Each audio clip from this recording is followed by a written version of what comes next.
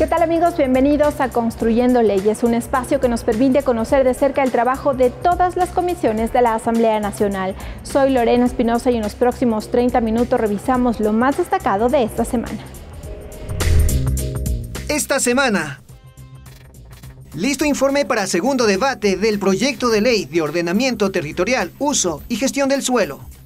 Comisión de Garantías Constitucionales socializa en territorio proyecto de Código de Comunas. Comandante de la Policía entregó información sobre operativos antidelincuenciales. El comandante general de la Policía Nacional compareció ante la Comisión de Fiscalización, en donde brindó información sobre el operativo en donde se lo capturó a Leonardo N., vinculado al lavado de dinero producto del narcotráfico. La Comisión de Fiscalización recibió al comandante general de la Policía Nacional, Fausto Salinas, quien brindó información sobre el operativo en el que se capturó a Leandro Norero, quien ha sido vinculado a varias actividades delictivas, como el lavado de dinero producto del narcotráfico. Además, quien también ha sido vinculado a bandas delincuenciales. Es que podría estar vinculado a una de las dos organizaciones más fuertes y que compiten entre sí, que podría estar vinculado a la organización de los Tigrones, Lobos, y que estaría en pugna permanente con los Choneros. Esa información tiene que corroborarse dentro del proceso de investigación. El coronel Freddy Galarza, jefe de uno de los equipos de investigación de la Policía Nacional, explicó que existiría un nexo entre Norero y los casos de corrupción en hospitales denunciados en 2020. En calidad de proveedores oferentes se habrían asociado para fijar precios, tiempos, modalidades de entrega, repartirse el mercado o cualquier otra condición comercial a fin de obtener beneficios económicos en el concurso público, producto de la adjudicación de contratos con convenios de pago para adquisición de insumos médicos en el periodo del 2017 al 2020. En la sesión además se presentó una fotografía donde Leandro Norero se encuentra junto al expresidente de la República, Rafael Correa, situación que generó reacciones al interior de la mesa. Puede ser, en un momento determinado, uno sin conocer, se haya tomado una foto con alguien que eventualmente pueda aparecer más adelante. Esto, hago referencia a esto, principalmente a la foto, presidente, que usted plantea, puso en pantalla, del expresidente Rafael Correa. Si bien es cierto, una foto no dice mayor cosa y no se puede acusar a nadie por tomarse una foto, pero obviamente cuando se es público uno escoge las amistades. La comisión tiene previsto recibir en una próxima sesión a la fiscal general del Estado, Diana Salazar, y al ministro del Interior, Patricio Carrillo, quienes brindarán información sobre las acciones que llevan a cabo para luchar contra el crimen organizado. Jennifer Carrera, Televisión Legislativa. En cumplimiento de una resolución del Pleno de la Asamblea, el ministro del Interior acudió a la Comisión de Soberanía y Seguridad, en donde explicó el cumplimiento del Plan Nacional de Seguridad. El titular de la cartera de Estado dijo que se trabaja en estrategias para anticipar el cometimiento de delitos. El ministro del Interior explicó que para combatir la inseguridad ciudadana, el gobierno trabaja en 8 objetivos y 47 estrategias. Al interior de la Comisión de Soberanía y Seguridad, explicó que ante la realidad de los índices de violencia en las calles, se han implementado proyectos para anticipar el cometimiento de delitos mediante las nuevas dinámicas. No es cuestión de decir en este momento lo que nos hace falta son patrulleros para la ciudad. No podemos empezar desde abajo comprando lo material mientras no tenemos un modelo conceptual de planificación.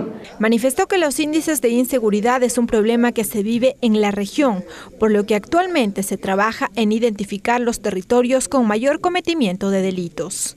Hay territorios en donde hay más violencia, hay concentración de muertes violentas, hay territorios en donde hay más delito común, asalto, robo, que también actúan ya con mayor violencia, lo estamos experimentando. Si bien se encuentra en el cargo desde hace 2 meses, indicó que para el 2023 existirá el presupuesto necesario para fortalecer el talento humano de las instituciones de seguridad. Pero los proyectos nuevos pasan por una inversión de $1.200 millones que el presidente de la República públicamente ya los ha manifestado, y la incorporación de talento humano a todas las instituciones, incluida Policía Nacional, Fuerzas Armadas, Fiscalía, agentes de control penitenciario, agentes de control de tránsito. Sin embargo, ello preocupa a los legisladores, pues aseguran que la delincuencia se fortalece cada día. Nos preocupa porque quiere decir que el incremento de policías, de miembros policiales, recién va a ser a partir del próximo año y la seguridad ciudadana no puede esperar más tiempo. El ministro insistió en que se debe realizar un trabajo coordinado entre el Ejecutivo, la Asamblea y el sistema judicial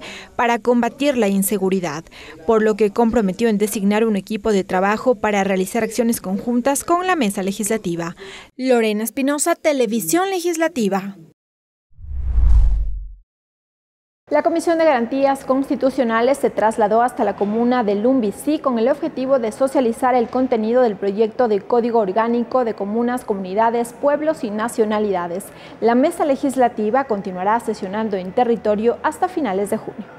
Con un ritual energético empezó la sesión de la Comisión de Garantías Constitucionales en la comuna de Lumbicí, parroquia de Cumbayá, en Quito. Los comisionados han recorrido varias provincias del país con el fin de socializar el contenido del proyecto de Código Orgánico de Comunas, Comunidades, Pueblos y Nacionalidades. El objetivo es actualizar la norma vigente que data desde 1930. Estamos hablando de una ley anacrónica que violenta derechos constitucionales, y es una deuda histórica que tiene la Asamblea Nacional también. Este cuerpo legal tiene temas como la administración de justicia. Necesitamos ya generar los mecanismos de coordinación y cooperación a nivel de las autoridades comunitarias. Nosotros aquí lo que vamos a hacer es procurar mejorar la ley, mejorar ese código y que de una vez por todas se respete los territorios comunales. Para ello, la mesa legislativa recoge observaciones y criterios de las diferentes comunas y comunidades, que por su origen cada una refleja distintas realidades, pero que al parecer los problemas conjuntos tienen que ver con el irrespeto al derecho de la propiedad. Pero nosotros como comuneros no los vivimos así, porque a nosotros nos han vulnerado nuestros derechos. Entonces, sí, eso es lo que queremos nosotros, que se reconozca el derecho a la propiedad. No es justo que nuevamente el MAGAP dé paso a una solicitud de juicio de anulación de la adjudicación de nuestras tierras que nos hizo el IERA. La mesa legislativa también escuchó a organizaciones e instituciones públicas. Por ejemplo, desde el Ministerio de Salud recomiendan que la medicina ancestral de las comunidades sea parte de la red de salud pública y que tenga acceso gratuito. La legitimación de la sapiencia de los practicantes de la medicina ancestral tradicional es realizada por sus comunidades de origen, validado por un consejo de sabios y sabias de la medicina ancestral tradicional. La mesa legislativa continuará con la socialización del proyecto de código hasta finales de junio y tiene previsto aprobar el informe para primer debate la primera semana de julio. Superada la discusión en el Pleno, el tema pasará a consulta prelegislativa. Lorena Espinosa, Televisión Legislativa. El convenio sobre las normas de formación, titulación y guardia para el personal de buques pesqueros tiene luz verde por parte de la Comisión de Relaciones Internacionales. El documento deberá ser remitido a la presidencia de la Asamblea para en lo posterior ser ratificado en el Pleno. La Comisión de Relaciones Internacionales recomienda al Pleno la ratificación del Convenio Internacional sobre normas de formación, titulación y guardia para el personal de los buques pesqueros. El derecho al trabajo, el derecho a vacaciones, porque no existe una ley que regula para los trabajadores de los buques marinos. Entonces, el objetivo principal es garantizar el trabajo digno de estas personas que están trabajando en los buques marinos. El objetivo de este instrumento es fomentar la prestación de ayuda a los estados que soliciten asistencia técnica para la formación de personal administrativo y técnico, para el abastecimiento de instituciones de formación del personal de buques pesqueros y para el suministro de equipos y servicios para las instituciones de formación con el fin de precautelar la vida humana. Se merece, porque no tenemos una ley que protege a los trabajadores de buques marinos en el país. Entonces esto ha sido inclusive una recomendación internacional. En otro tema, la mesa legislativa aprobó una prórroga de 60 días para la entrega del informe final de la subcomisión para vigilar el proceso de coordinación y demás acciones que llevan adelante algunas instituciones públicas respecto de la situación de los ciudadanos ecuatorianos en condición de movilidad en México y Estados Unidos. Tenemos 200.000 ecuatorianos que han salido en el último año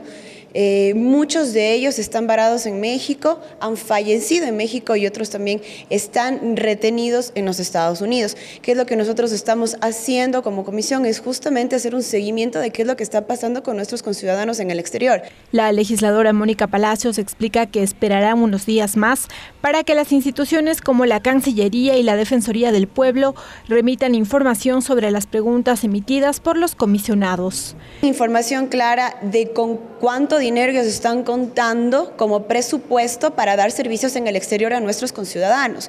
¿Qué es lo que pasó? Vino el Ministerio de Finanzas y nos da unas cifras y la Cancillería nos da otra. De aquí de la Asamblea nosotros tenemos otros datos, entonces nada concuerdan. Los legisladores tienen previsto visitar tanto Estados Unidos como México en el mes de agosto para poder tener un acercamiento con ecuatorianos.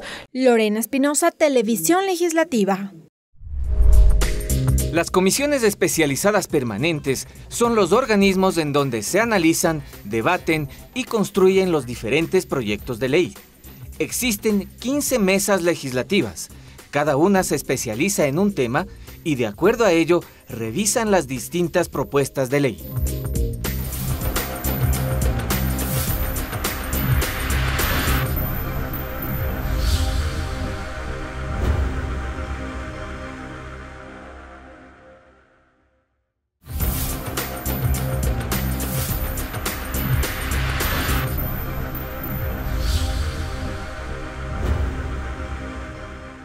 Seguimos con más de Construyendo Leyes y ahora les comentamos que la Comisión de Gobiernos Autónomos aprueba el informe para segundo debate del proyecto de reformas a la Ley de Ordenamiento Territorial, Uso y Gestión del Suelo. Precisamente ya me acompaña la asambleísta Patricia Sánchez, vicepresidenta de esta mesa legislativa. Asambleísta, gracias por este espacio. Coméntenos un poco de dónde nace esta modificación a una disposición transitoria que tiene que ver con la presentación del plan de ordenamiento territorial de los diferentes gobiernos autónomos. Sí. Bueno, esta transitoria, que cambia la LOTUS, la Ley de Ordenamiento Territorial y Gestión del Suelo, fundamentalmente responde a las necesidades que tienen los gobiernos locales de cumplir con la ley, en tanto que esta dispone que durante 2 años de que comienza el ejercicio del gobierno local, tienen que cumplir con los planes de ordenamiento territorial. Y esta disposición que está contemplada en la ley iba a ser incumplida por todos los gobiernos locales, simple y llanamente porque el COVID impidió que esta disposición sea ejecutada dentro de los gobiernos locales.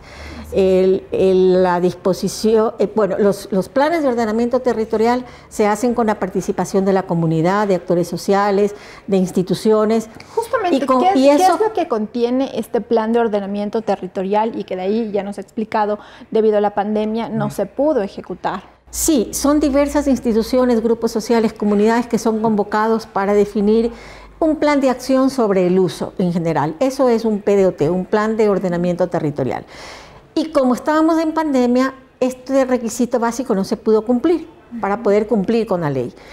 Después de eso vino un proceso de, primero, el tema de la emergencia por pandemia, pero después vino la reducción de recursos que todos los gobiernos locales tuvieron. Entonces, realmente fueron el 20 y el 21, fueron 2 años absolutamente perdidos, digamos, en todo lo que es la gestión de los gobiernos locales en relación con la elaboración de los PDOT. Pero tenían un dogal, todos los gobiernos locales, de que tiene que cumplirse la ley en ese tiempo.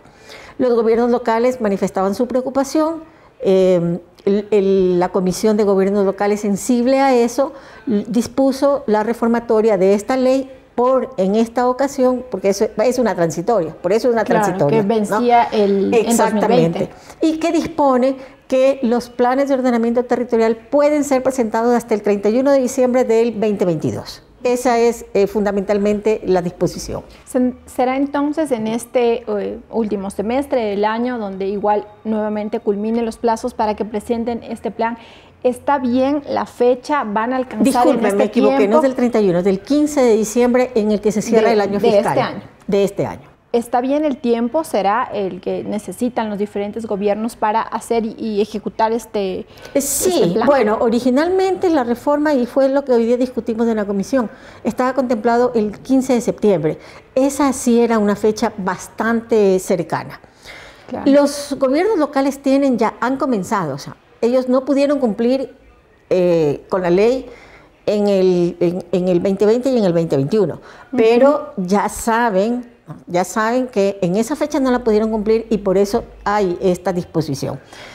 Muchos de los gobiernos locales tienen ya procesos avanzados de sus PDOT, porque ya se han comenzado a regularizar las actividades al interior de ellos, pero eso pasa con los grandes gobiernos locales, no con los pequeños.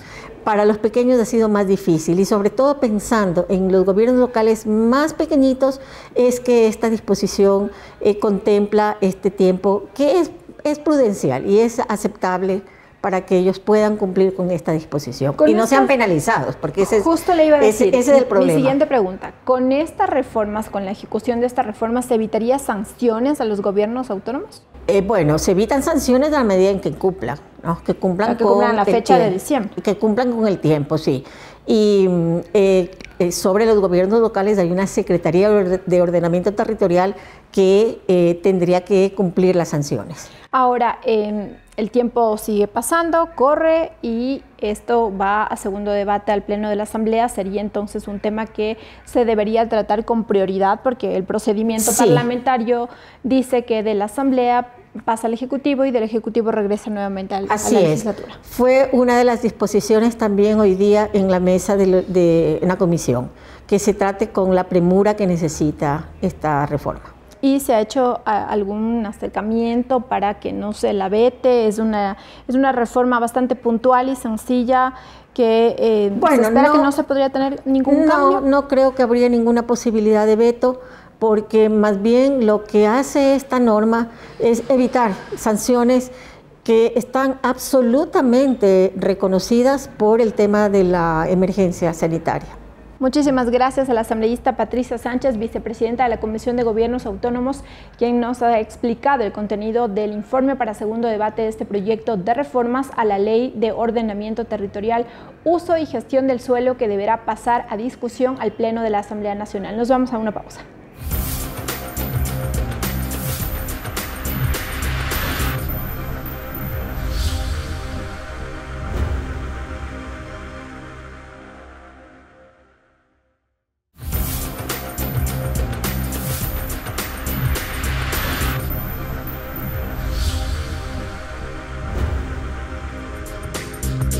Para aprobar una ley se requieren 2 debates. Las comisiones elaboran 2 informes y para cada uno tienen 90 días de plazo. Las comisiones son las encargadas de recoger y analizar la información, convocar a autoridades y representantes del sector civil involucrados con la materia del proyecto de ley en trámite y así llevar una propuesta al Pleno para en lo posterior ser aprobada y convertirse en ley de la República. Seguimos con más de Construyendo Leyes y ahora les comentamos que el ministro de la Producción aseguró que el acuerdo comercial con México en el marco del Tratado de Libre Comercio es una oportunidad para posesionar productos ecuatorianos en mercados internacionales. Las declaraciones las dio al interior de la Comisión de Soberanía Alimentaria. El ministro de la Producción, Julio José Prado, explicó ante la Comisión de Soberanía Alimentaria los elementos del acuerdo comercial entre Ecuador y México. Manifestó que los acercamientos con los mexicanos nacen de una buena relación entre ambos países, que hoy por hoy se convierten en oportunidades. Potenciales que pueden generar en oportunidades para ambos países. Explicó que si bien México no es uno de los principales socios de Ecuador, con este acuerdo se permitirá que productos ecuatorianos lleguen a mercados internacionales a más de bajo costo en materias primas. Y así también como poder tener un acceso a mercado de productos mexicanos que ayuden también por el lado del consumidor, bajando costos, bajando precios, y también materias primas, insumos, bienes de capital para la industria intermedia que puedan ser usados para que la industria pueda ser también más competitiva en el Ecuador. Respecto de la 9ª ronda de negociación, recordó que se realizó de manera presencial en Ecuador. Sin embargo, aclaró que se ampliaron otras rondas virtuales mediante las cuales continuarán negociando productos ecuatorianos, hasta conseguir acuerdos que protejan a productores ecuatorianos. Nuestros equipos siguen reuniéndose durante esta semana y seguirán reuniéndose todo el tiempo necesario hasta que podamos llegar a un acuerdo bien negociado que proteja los intereses desde el punto de vista de la sensibilidad, sobre todo de sectores manufactureros, industriales y agroindustriales. El objetivo, aseguró, es reducir costos de producción y fortalecer la industria. Lorena Espinosa, Televisión Legislativa. La Comisión de Justicia investiga supuestos abusos a floricultores por parte de grandes empresas agrícolas. La mesa legislativa analizó junto con autoridades y sociedad civil mecanismos para resolver estas denuncias. La Comisión de Justicia lleva a cabo un proceso de fiscalización sobre la situación de pequeños y medianos floricultores, quienes denuncian que viven abusos por parte de las grandes empresas florícolas. Explicaron que los floricultores son incitados a firmar documentación que no entienden en cuanto a los mecanismos de operación para la venta y compra de su producto. Además, se refirieron sobre la necesidad de regular la cadena de producción. Es un pequeño floricultor, no paga la fecha acordada como es un acuerdo transaccional, se solicita su ejecución inmediata, sin posibilidad a debatir el acuerdo. Todo esto aprovechándose de que muchas veces los pequeños floricultores desconocen que el documento que les hicieron firmar no era el indicado. Porque nosotros los pequeños productores nunca hemos dicho que no hay que pagar, sino que hay que pagar, pero las condiciones de cómo hay que pagar y cómo hay que negociar y regular que se hagan esas negociaciones es lo que está en juego. De su lado, el abogado Byron Roballo sostuvo que las deudas que mantienen los floricultores con las grandes empresas deben ser tratadas por la vía civil, como un tema de pago de regalías, más no como un tema de propiedad intelectual. Le dicen a la autoridad de propiedad intelectual, estos señores son unos piratas. Nunca le llegan a decir, yo le di una autorización para que siembre, sino le dicen, estos señores son unos piratas, vamos con la policía, ingresemos a las fincas, ingresan a las fincas y prohíben las exportaciones, prohíben que ellos puedan incluso sembrar más plantas de estas. Fue el turno de las autoridades. Es así que Óscar Torres, subsecretario de Comercialización, informó que se han generado mesas de trabajo para tratar de identificar las problemáticas y buscar soluciones. Pero estamos abiertos a reunirnos con ellos, a escucharlos, e inmediatamente convocar al Consejo Consultivo, porque básicamente en el Consejo nosotros intentamos de que haya acuerdo entre las partes. La mesa además recibió los criterios de Danilo Silva, superintendente de Control y Poder del Mercado, quien comprometió el trabajo de esta entidad para dar seguimiento a las denuncias. Jennifer Carrera, Televisión Legislativa. La Comisión del Régimen Económico inició con un nuevo proyecto de reformas al Código Orgánico Monetario y Financiero. Se trata del proyecto de ley de justicia crediticia. La Comisión de Régimen Económico unificó el proyecto de ley orgánica de justicia crediticia que reforma el Código Orgánico Monetario y Financiero, junto a 3 iniciativas legales que versan sobre la misma materia. La presidenta de la Mesa Legislativa, Mireya Pazmiño, justificó la resolución. De igual manera, en la UTPL dice que sí es pertinente la unificación de este proyecto de ley. Por eso ahora en la comisión también abocamos conocimiento y por unanimidad permitieron la unificación. Porque reforman el mismo cuerpo normativo. La idea es no causar inseguridad jurídica, porque no podemos estar reformando la normativa cada instante. La iniciativa legal de la asambleísta Viviana Veloz busca suprimir el ordenamiento jurídico nacional al registro de datos crediticios contemplados en el Código Orgánico Monetario y Financiero vigente. El proyecto elimina los artículos 357 y 358 del Código Orgánico Monetario y Financiero e incorpora prohibiciones generales para las entidades financieras respecto a la obtención o divulgación de información crediticia. Dentro del proyecto de ley se identifican las problemáticas que representa el registro de datos crediticios, como el intercambio de información de carácter personal y sujeta a sigilio bancario entre entidades financieras, entidades no financieras y terceros.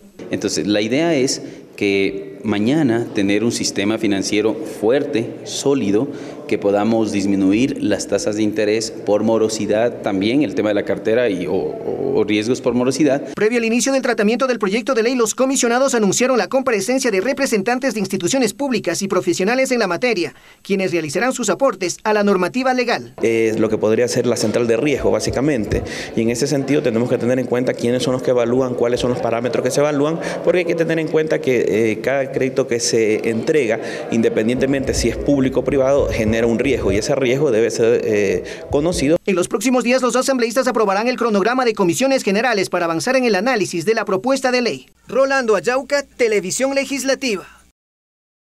La Comisión del Derecho al Trabajo recibió a varias autoridades del Ministerio de Salud con el objetivo de conocer sobre el proceso del cierre del Hospital Neumológico Alfredo J. Valenzuela. La mesa legislativa también conoció un caso de discriminación y vulneración de derechos laborales. El pasado 8 de diciembre de 2017 fue cerrado el Hospital Neumológico Alfredo J. Valenzuela por disposición de la Agencia para el Aseguramiento de la Calidad de la Salud y Medicina Prepagada, debido al mal manejo de desechos, falta de uso de prendas de protección, malas condiciones higiénico-sanitarias, presencia de plagas. Y justamente para aclarar sobre el procedimiento de cierre, intervino el asesor legal del Ministerio de Salud, Pedro Aguilar. Quien determinaba aquel inicio del cierre era la ACES, la Agencia de Control Sanitario. En tal virtud, se descarta de que no ha habido paralización del servicio de salud. El Hospital Neumológico tenía una construcción de más de 70 años y que además servía de puerta de acceso a hogares en el Cerro del Carmen, quienes exponían en su tránsito a un posible contagio de enfermedades, entre otras falencias que fueron encontradas por el ACES. Cristian Ceballos, director nacional de hospitales, explicó. Eso era prácticamente un hospital que desde el punto de vista de infraestructura no cumplía con las condiciones para continuar brindando sus servicios y eso fue el motivo por el cual se decidió cerrarlo. Otra de las inquietudes fue qué ocurrió con el personal que laboraba en el hospital. Las autoridades detallaron las acciones. 320 traspasos se realizaron, 137 jubilaciones y 24 renuncias voluntarias. La Comisión de Trabajadores en otro punto escuchó al asambleísta Marcelo Holguín, quien planteó que acudan varias autoridades para que expliquen un supuesto caso de discriminación en un medio de comunicación.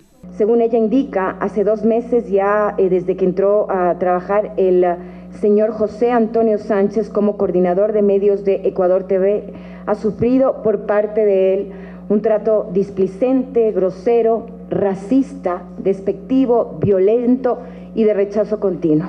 La mesa legislativa decidió convocar al gerente de Comunica EP, delegados del Ministerio de Trabajo, a la persona denunciante y sus abogados. Mariela Logroño, Televisión Legislativa. Bien, y así concluimos esta emisión, amigos, pero recuerden que ustedes pueden seguir de cerca el trabajo de todas las comisiones a través de sus redes sociales. Hasta la próxima.